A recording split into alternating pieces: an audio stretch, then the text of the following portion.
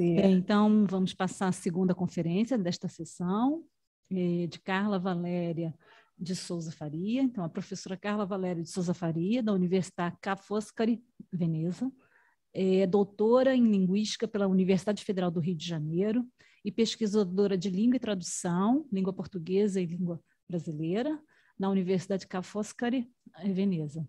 Os seus principais interesses de pesquisa concentram-se no ensino de português como língua estrangeira, nos aspectos contrastivos da tradução italiano-português e da tradução audiovisual de filmes de animação para crianças para o português brasileiro e o europeu, na análise do discurso político e na teoria da tradução para as línguas de sinais. É coautora do curso de Brasiliano 1 e 2, Manual de Ensino do Português Brasileiro, publicado pela Hoppe, dedicado a estudantes cuja língua materna é o italiano. Então, o título da sua conferência é O que um corpus multilingüe de dublagens de filmes de animação para crianças pode oferecer a estudantes de português de língua estrangeira. Carla, com alegria que a recebemos aqui, né, online, né? Gostaríamos que estivesse conosco, mas não foi possível. Então, passo a palavra para você, tá bom? Ok, obrigada. Portanto, bom dia, não, e boa tarde a todas, todos e todes. Gostaria de começar, obviamente, agradecendo, não, por poder participar deste evento em remoto, embora quisesse muito estar aí com vocês, mas não foi possível por questões burocráticas. Bom, o tema que eu trago hoje gira em torno justamente da criação de um corpus multilingüe, não de dublagens de filmes de animação para crianças e do que este tipo de corpus pode oferecer aos estudantes de português como língua estrangeira. Então, vou falar rapidamente sobre o que é um texto audiovisual, né, da influência que o canal audiovisual pode ter na tradução, a tradução de textos audiovisuais, o que é necessário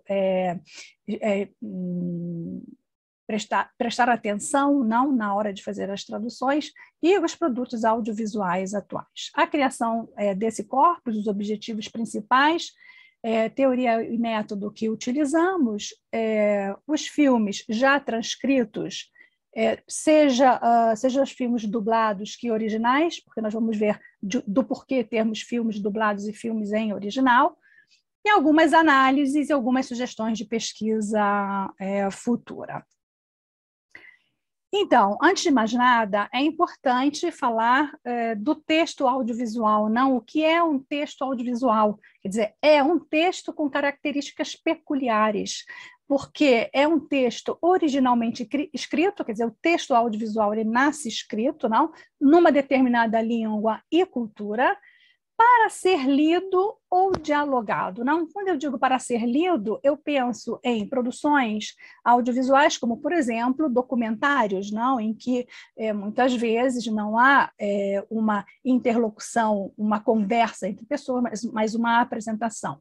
Ou no dialogado, podemos pensar nos filmes, nos próprios filmes de animação para crianças. Não? E tendo essa característica, não, essas características peculiares, esse texto justamente precisará parecer oral e espontâneo, né, para o público-alvo.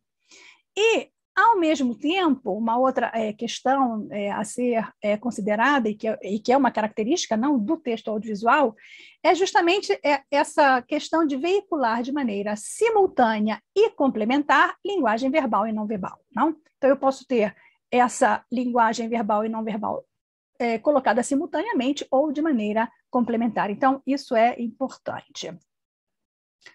Bom, o canal audiovisual, obviamente, poderá influenciar de alguma maneira as escolhas tradutórias, não? Porque eu vou transpor um determinado produto, não, de uma língua e cultura para outras, não?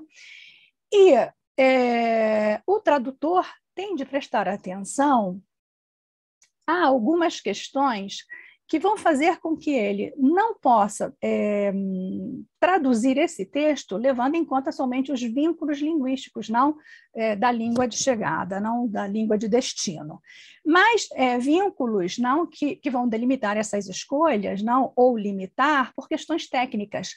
Então, se eu tenho um texto que vai ser legendado, eu tenho de levar em conta o espaço de 2 linhas na tela, não, que é o espaço, digamos assim, que representa a capacidade de leitura veloz do espectador.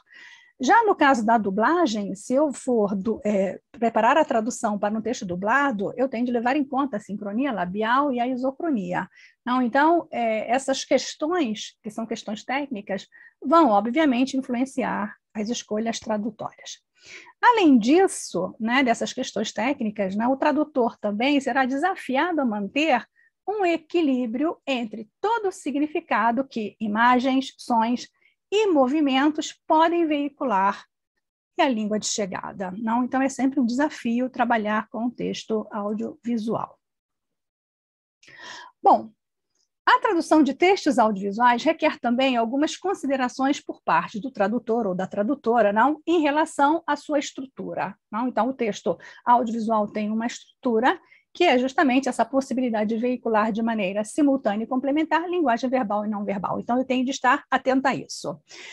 A tipologia, não? O meu texto audiovisual pode ser um documentário, um filme, um seriado, um jogo. O público receptor, né, pode ser um produto para só adultos, para só crianças, para crianças e adultos, como, por exemplo, é o caso dos filmes de animação. Muitas vezes o público-alvo principal é a criança, mas, na realidade, o filme também é pensado para as pessoas que acompanham, não as crianças, para os adultos. Ou pessoas com necessidades especiais, não? E, por fim, a modalidade. Então, eu tenho de prestar atenção se é legendagem, se é dublagem, se é voice-over ou outras técnicas de tradução.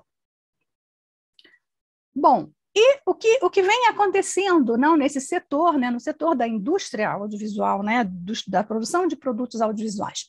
Nós temos visto não, que, com o desenvolvimento de novas tecnologias e o uso massivo de internet e das redes sociais, além também, né, de os dispositivos móveis e o streaming estarem sempre presentes na vida das pessoas, as crianças passaram a ter cada vez mais acesso a esses dispositivos. Não? Então, se antes era um dispositivo praticamente nas mãos dos adultos, agora praticamente todas as crianças têm um celular, um tablet, algum dispositivo móvel à disposição, não?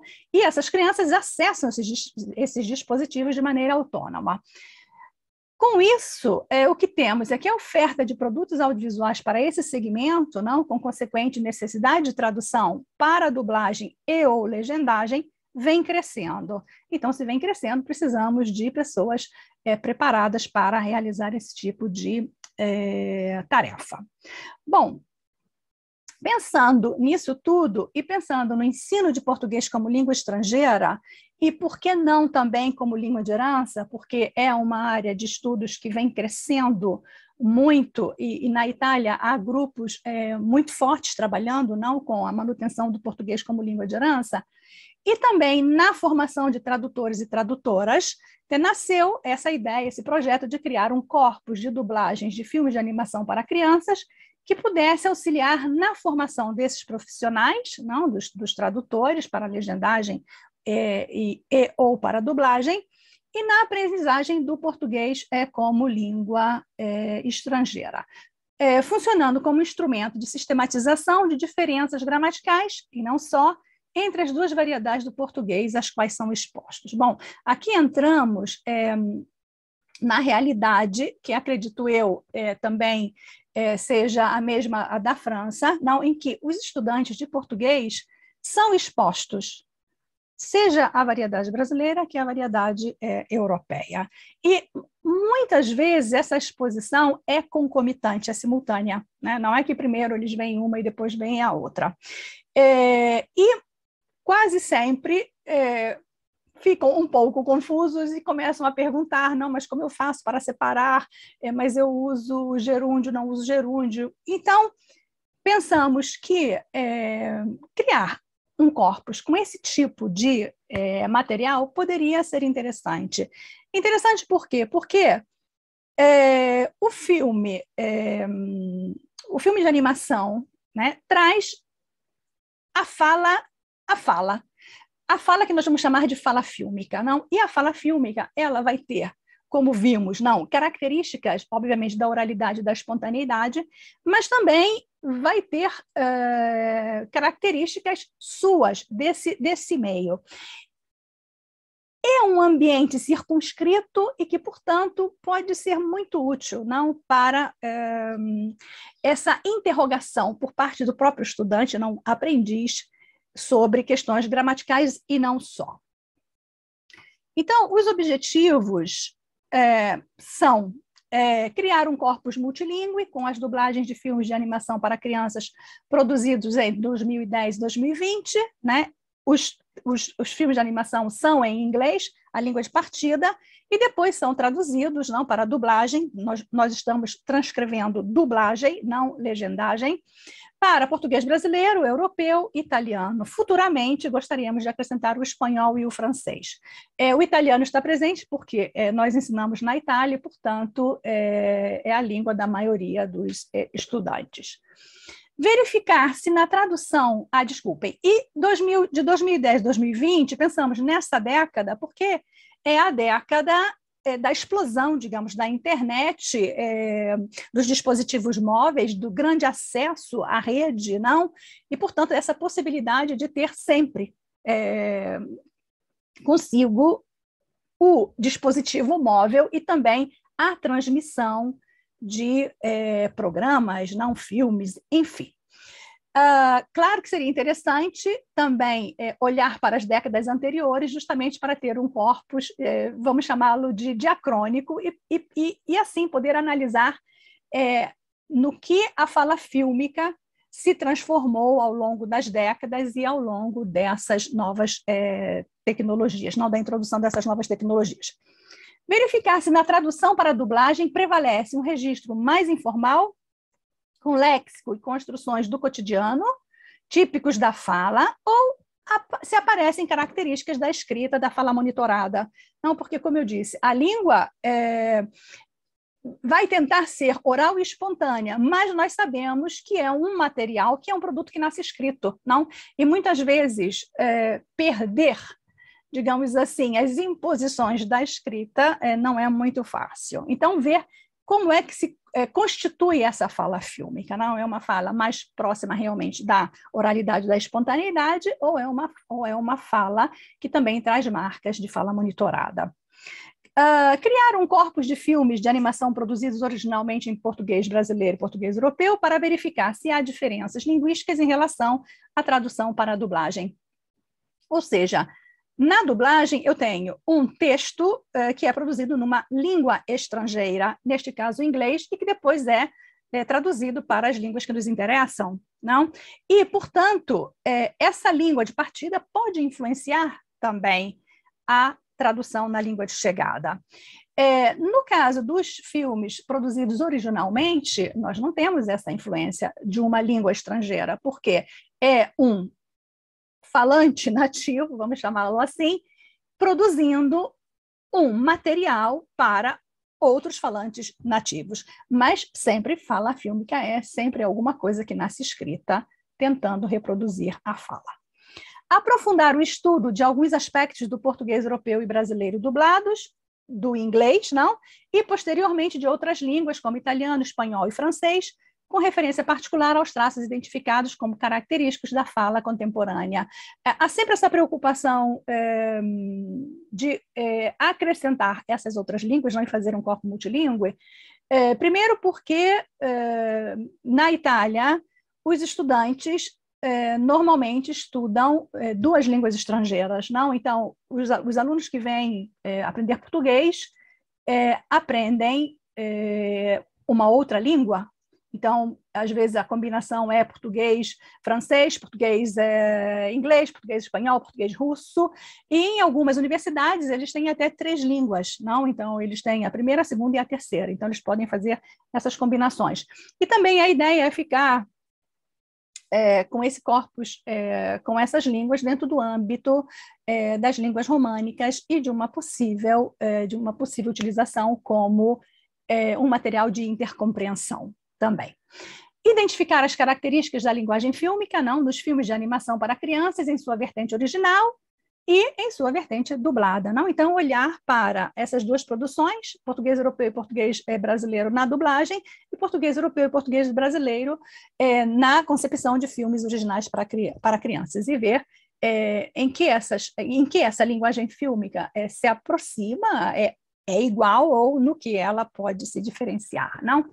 E também consultar corpora de produções orais em português brasileiro e europeu como fonte de controle, não? Então, nós teríamos um corpus com as dublagens, um corpus com filmes produzidos originalmente em português, não brasileiro ou europeu, por brasileiros e portugueses, e também outros corpora à disposição, nesse caso de fala espontânea, não de oralidade, de modo que possamos ir ali controlar se na fala espontânea esse determinado fenômeno acontece, então por que na fala fílmica ele não é utilizado? Não, porque isso pode acontecer. A fala fílmica tem razões suas muitas vezes.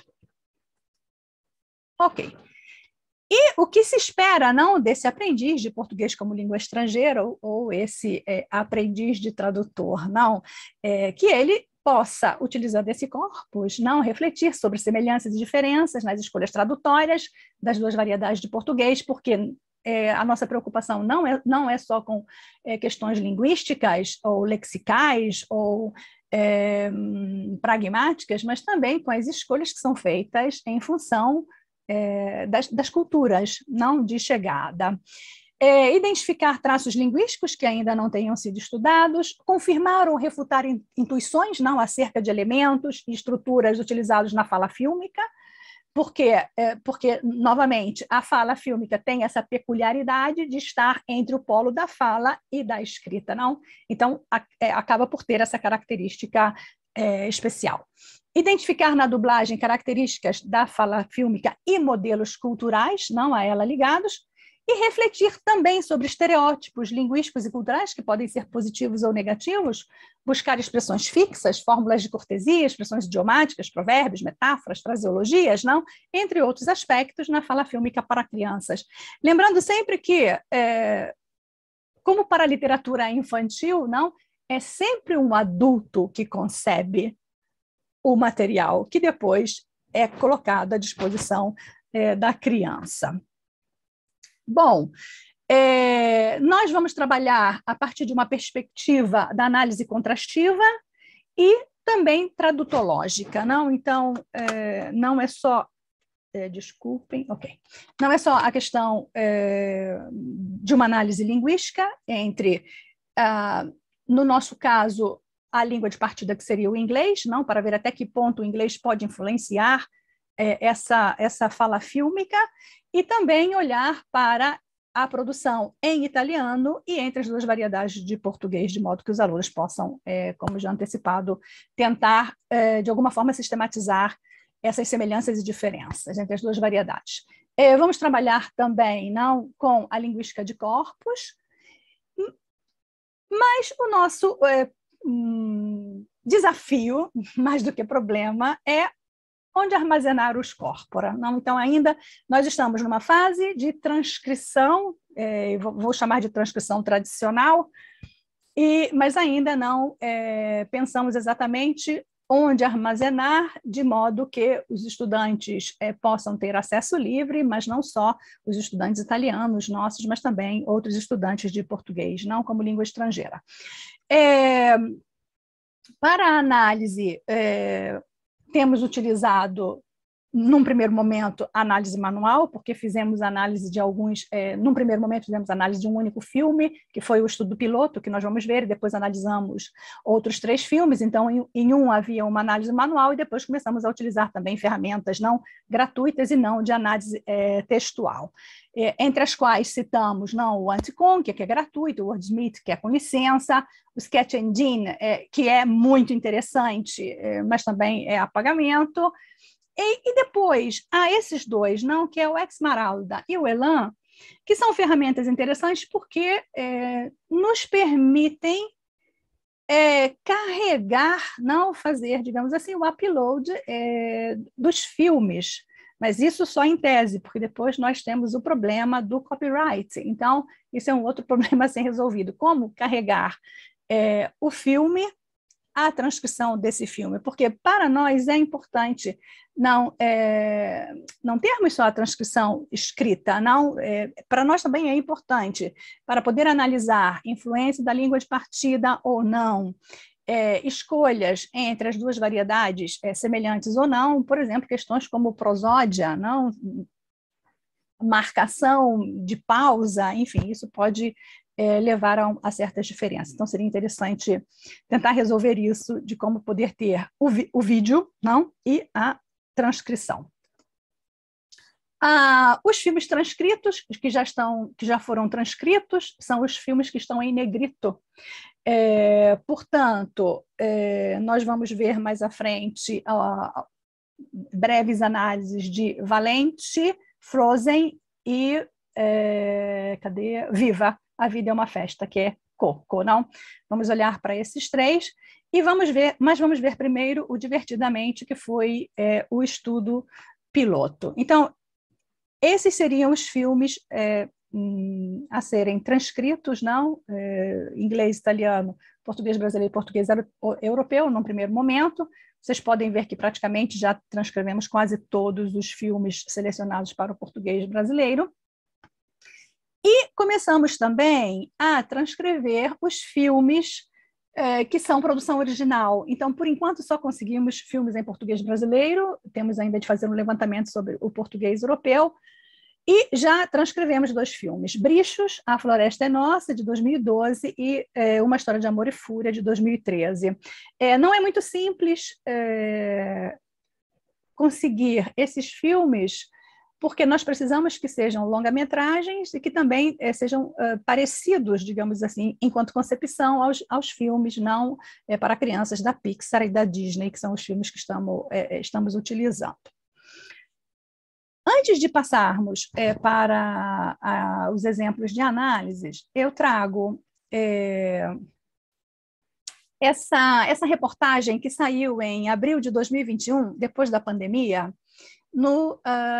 na BBC, no jornal BBC Brasil, cujo título era O YouTube influencia o jeito de falar da minha filha. Não, quer dizer, trago isso por quê? Porque nós vamos ter o audiovisual, as crianças em contato maciço com esse novo modo, digamos, de ver, em função da pandemia, não? Porque 2020 foi o momento da pandemia.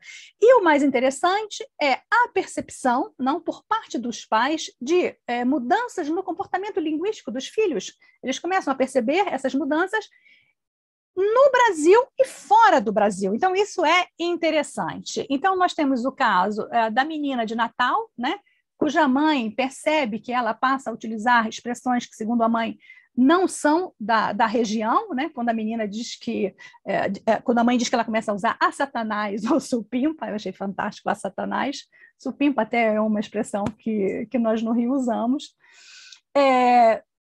Depois, nós temos uma outra criança de 5 anos, cujos pais começam também a perceber diferenças, e nesse caso o interessante é que eles moram no Rio de Janeiro, então teoricamente a minha intuição é de que a mãe seja carioca, não seja do Rio, mas o pai é paulistano catarinense, ou seja, o pai tem uma vivência no estado de São Paulo e Santa Catarina, e ela diz que o filho passou de um período de expressões nordestinas a expressões paulistas, não? Então, ela diz que, de acordo com o que o filho vê no tablet, ela sabe mais ou menos a origem de quem está produzindo aquele conteúdo no YouTube. Não? Então, quando ele via os gamers do Nordeste, ele utilizava expressões nordestinas. Agora que ele está olhando conteúdos, ou melhor, estava, não, porque isso era de 2021, olhando conteúdos de YouTubers de Ribeirão Preto, portanto, interior de São Paulo. E, por fim, fora do Brasil, temos um menino que é nascido na Finlândia, filho de uma brasileira, do Maranhão, e ela também percebe isso, não? Que esse filho fala um português, mas que não é o português como o dela, que seria um português mais próximo de estados como São Paulo E eles percebem isso em função não só de escolhas lexicais, mas também de pronúncia. Então, muitas vezes, por exemplo, como no caso aqui da menininha, ela tinha um chiado, né? Esse chiado é o S, chiado que não é característico, pelo menos de boa parte do Nordeste, e depois a mãe que identificava no filho esse som do interior de São Paulo e, portanto, pensamos no R retroflexo, não no porta, porteiro e portão. E essa reportagem também gerou comentários no Facebook, não? Então, um dos comentários foi uma pessoa que escreveu: gente, que furdunço linguístico que isso vai causar. E esse furdunço linguístico me fez lembrar também um comentário do professor Faraco, quando ele diz que ainda não temos muito bem a ideia do que vai acontecer com a língua em função da internet, não desse uso que é feito na internet. Então, vejam que as mães foram fazendo comentários não sobre isso, e eu selecionei 2 em que uma diz: isso só pode ser influência dos vídeos e dos desenhos, não? Então, de alguma forma, para corroborar essa ideia de ter um corpus de filmes de animação e estudar essa fala fílmica ali. E a percepção, e isso aqui é muito interessante, de uma mãe que diz: meu filho fala coisas estranhas como que tal biriri bororó? Ninguém fala que tal só em dublagem. Então, isso para mim é interessante e importante, porque ela tem uma percepção de fala espontânea e uma percepção de fala fílmica. Então, quando ela diz ninguém fala que tal só em dublagem, é como se a fala fílmica, que é característica dos filmes, não, de animação ou não, depois é transportada, digamos assim, para a fala real. Mas é uma percepção, pode ser que seja uma questão, por exemplo, regional, que na região dela ninguém diga que tal, mas em outros lugares do Brasil sim, mas pode ser que não, que seja realmente uma questão de fala filme, que aí teríamos que fazer mais pesquisas. E minha filha fala mel aqui em Natal. Pode isso? Então, isso para mostrar não a influência desse novo meio, né, de relação das crianças com a internet. Bom, então, como eu disse, nós fizemos, num primeiro momento, uma primeira análise, olhando para alguns aspectos que são aspectos salientes para os alunos estrangeiros. Então, pensando no português brasileiro e no português europeu. Um deles é, por exemplo, o expletivo que. Não, esse é que utilizado com os interrogativos. Então, fomos olhar o que isso acontece na fala fílmica e vimos isso, né? Que no filme Divertidamente, levantamos estes interrogativos, não quem, o que, onde, quando, como, porquê, esse porquê separado e o porquê junto para diferenciar português europeu de brasileiro. E vimos o seguinte, que quando nós temos o interrogativo mais o que, há um número elevado no português europeu de ocorrências, nós temos 84 ocorrências contra 11 somente do português brasileiro. Depois, quando nós temos o interrogativo sem o que, né, só o interrogativo, aí já muda de figura, porque nós passamos a ter mais ocorrências no português brasileiro do que no português europeu. E, por fim, temos uma terceira ocorrência que seria o interrogativo, não, o WH, mais que somente, que não aparece nunca no português europeu, mas aparece 4 vezes no português brasileiro. Então, isso levanta uma questão para nós, que há pessoas que dizem, né, que o brasileiro não usa só o interrogativo, usa o interrogativo, mas que, né, menos o que. Então, a questão esse uso do interrogativo sem o que e sem o que, em sua maioria, é uma característica da fala fílmica, né, brasileira e não da fala espontânea? Então, são perguntas ainda a serem respondidas. Por enquanto, estamos olhando para o aspecto quantitativo, não? Uma outra questão é justamente essa questão do sujeito pleno. Sujeito explícito ou não explícito?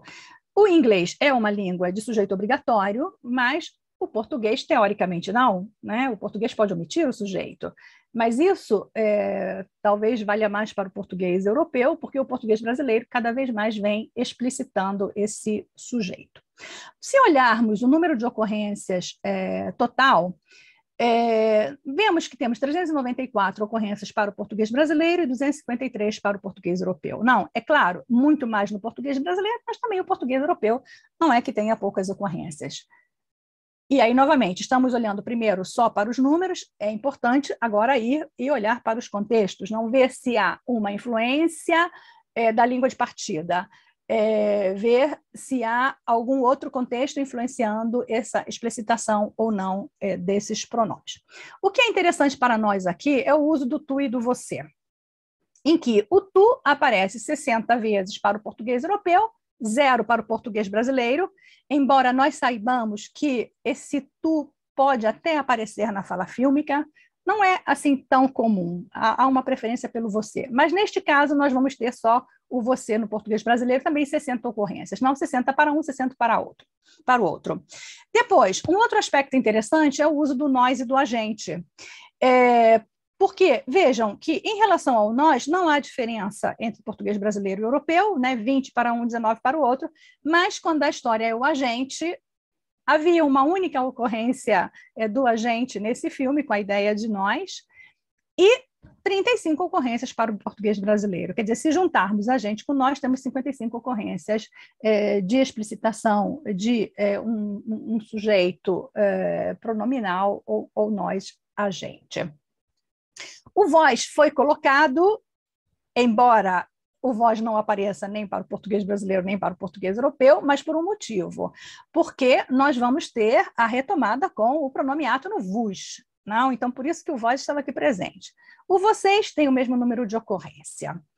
Bom, e aí vamos olhar então agora para essas formas pronominais de complemento átonas, não?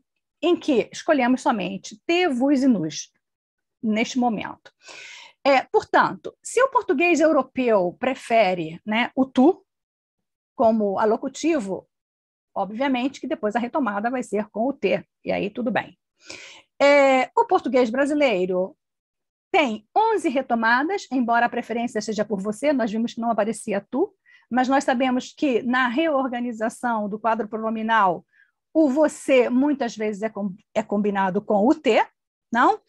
E vamos ver mais adiante também em relação ao vos, porque vejam bem, para o português brasileiro não aparece, mas para o português europeu aparece 9 vezes esse vos. E a pergunta é, sim, mas se o vós não aparece, como é que aparece o vos? Porque na reorganização do quadro pronominal, o vocês passou a ser combinado com o vos. Não? Então, nós temos o você combinado com o te no português brasileiro e o vocês combinado com o vos no português europeu. E depois a presença do nos, 35 ocorrências para o português europeu e somente 4 para o português brasileiro.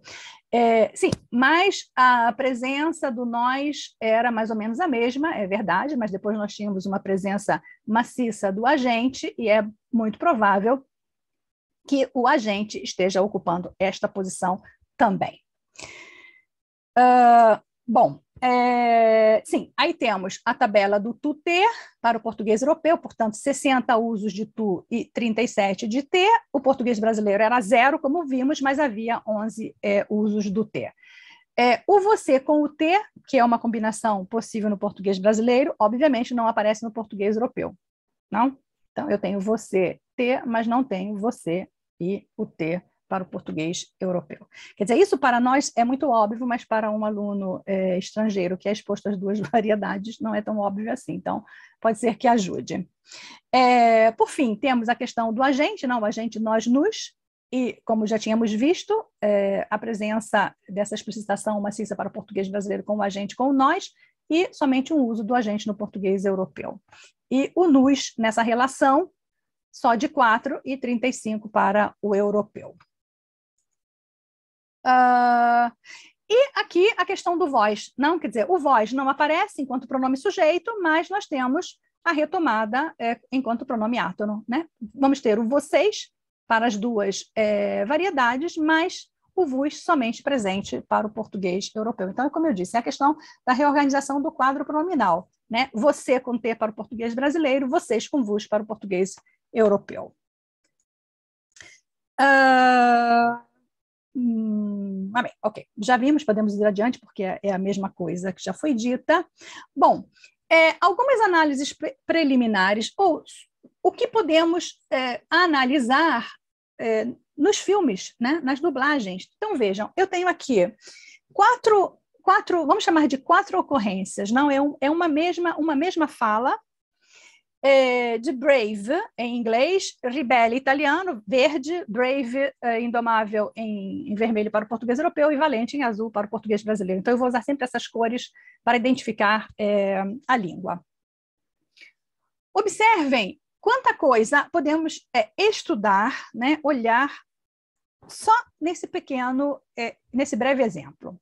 Então, a questão dos interrogativos com os expletivos, não? Então, onde é que no português europeu, novamente, onde e onde sem o expletivo no português brasileiro. Então, vimos no Divertidamente e estamos vendo novamente agora aqui em Indomável. Uma outra coisa interessante é justamente a questão do uso dos pronomes em posição acusativa, né? Os pronomes em posição de objeto, em que nós podemos ter o tradicional OA e suas formas variadas, não? Em lolá, singular e plural, ou o preenchimento dessa posição com aqueles que são utilizados tradicionalmente como pronomes sujeitos, não? E ocupando a posição de objeto. Então, eu tenho no português europeu, não, eu vou comê-la toda quando a encontrar, esse zero é só para dizer que o eu não está explícito, e no português brasileiro eu vou ter o eu vou engolir você inteira quando eu encontrá-la. E aí começa a questão, né? Mas dizem que o português brasileiro não usa mais o lolá, esse clítico desapareceu. Bom, então é importante ver que ele aparece na fala fílmica, não? Então, está representando a fala. E por que aparece ali? Então, vamos ver mais adiante que isso tem a ver com a questão do infinitivo, não? Quer dizer, o português brasileiro, quando tem uma expressão, um verbo no infinitivo ou uma perífrase, opta, não, pela colocação desse tipo de clítico. Não necessariamente sempre, mas isso é possível. Bom, e aí, então, como nós tínhamos visto, não, a questão dos interrogativos no Divertidamente, vamos ver o que acontece, então, em Valente, Frozen e Coco. Né? Vamos olhar isso nesses 3 filmes. E aí o que temos é uma confirmação, né, do que foi visto no Divertidamente. Ou seja, que o português europeu prefere o WH, não, o QU, o interrogativo com é que, está lá, não? O português brasileiro tem algumas ocorrências, mas são pouquíssimas, não? Vejam que nós temos a ocorrência do o que é que, não temos por que é que, vamos ter como é que, onde é que e quem é que. Mas tínhamos visto que o português brasileiro preferia o interrogativo sozinho e, novamente, aqui se confirma. Não? Quer dizer, como total, nós temos, por exemplo, o que? 112 ocorrências. Isso aqui é o resultado total dos 3 filmes, ok? E depois, esse uso do interrogativo, mas que alguma coisa como o que, né? Ou por que. Então, esse tipo de uso vai aparecer 8 vezes, o que, e depois o porquê que, e os outros não. É claro que não é muito simples, às vezes, quando nós estamos ouvindo, identificar se esse está presente ou não. Né? Vamos um pouco pelo ouvido, que se eu digo o que, né? Se esse som é mais fechado, não haveria a presença desse é. Quando esse som é mais aberto, não, o que, por que, né? Então, você percebe essa abertura, então eu poderia dizer que esse é que, de alguma forma, está presente. Então, temos lá o exemplo. Não, o que é que fizeste, querida? O que você fez, filha? Sinceramente, Mérida, não percebo por que é que estás a reagir assim. Francamente, Mérida, eu não sei por que você está agindo assim. Então, essa é a preferência. Bom, uma aluna fez o seu trabalho final, né, a sua tese de laurea, que seria o TCC, o trabalho de conclusão de curso, olhando para a posição acusativa, não preenchimento da posição de objeto, em Frozen. Pegou o filme e foi olhar português brasileiro, português europeu, ela fazia francês fez a transcrição do francês para olhar para o francês também e para o italiano. Bom, e aí o que ela viu foi isso, né? Quer dizer, confirmou um pouco aquilo que já, de alguma forma, sabemos, não? O português europeu privilegiando os pronomes átonos e o português brasileiro utilizando aqueles pronomes que, teoricamente, são de posição de sujeito na posição de objeto. Não, eu seguro você, abandonaria você, deixo vocês, distraio ele, coloca a gente, pegamos ela. Mas ela também viu o seguinte, né, que é verdade que isso acontece, mas isso acontece numa situação em que não temos a forma infinitiva, as locuções infinitivas, não? Então, confirmando estudos de outros linguistas brasileiros. Quando nós temos a perífrase ou um verbo no infinitivo, há uma tendência a utilizar os clíticos, não? Então, vamos fechá-los, aprender a controlá-lo, irem procurá-la e conhecê-los. Bom, algumas sugestões para mim mesma, não? Para mim, para eu, e para os alunos que quiserem depois trabalhar nisso. Não? Então, nós podemos olhar essa questão da explicitação ou não do sujeito na dublagem, a questão do sujeito invertido na interrogativa. No português europeu, por exemplo, quando nós temos a presença do que, o sujeito é preposto, não é pré-verbal, mas se eu não tenho, o sujeito é pós-verbal. No português brasileiro não há essa questão, não se põe essa questão, porque não há a presença do que. No italiano, nós não temos a explicitação do sujeito, que depois aparece aqui no português brasileiro e no português europeu. E, portanto, também, no caso da explicitação ou não do sujeito, ver até que ponto pode ser uma influência da língua de partida, de ter de respeitar aquela pronúncia, aquela sincronia labial, ou não, se são outras coisas que vão fazer com que, ora, apareça o sujeito e, ora, não. Não como aqui, olha, eu falhei, eu vi uma chama, eu vi uma chama. No português brasileiro, não há a explicitação, e nós normalmente explicitamos. Não? Então, errei, vi uma luz mágica, eu vi uma luz. No caso do italiano, zero explicitação de sujeito. Outra questão é a questão do... Sim? 2 minutos. Já estou acabando, só tenho isso. A questão da explicitação ou elipse do objeto, ou do uso de um sintagma nominal pleno, não? Para representar. Então, podemos ter, no caso do português brasileiro, não, o eu vou te pegar, em que o pronome é colocado entre o auxiliar e o verbo principal, e a mesma estrutura com o vou devorar você, e neste caso o pronome colocado depois. Então, o aluno vai poder perceber que ele não vai poder nunca pôr, não, vou você devorar, mas o eu vou te pegar, sim. A questão do uso do lolá, não, do oá, então no português europeu vou comê-la toda quando a encontrar, e aí a questão dos atratores, não, fazendo próclise, e o eu vou engolir você inteira quando eu encontrá-la, já tínhamos visto esse exemplo, não? Mais adiante temos, não, então vai apanhá-la, vá lá e pegue, então a presença do pronome, a ausência do pronome, no caso do português brasileiro, e no caso do italiano, um sintagma nominal pleno, não? Quer dizer, não vai a riprender lá, mas vai a riprendere la freccia, porque se tratava de pegar uma flecha. Uma outra possibilidade também é a questão dos tempos verbais, não? Tempos e formas verbais. Então, por exemplo, a expressão do futuro é interessante, porque muitas vezes dizem, né, o futuro simples não existe, ninguém usa. Bom, aí a gente vai lá para o filme e vê que aparece na fala fílmica. Então, o futuro simples é só da fala fílmica ou há um motivo para se usar o futuro simples na fala fílmica?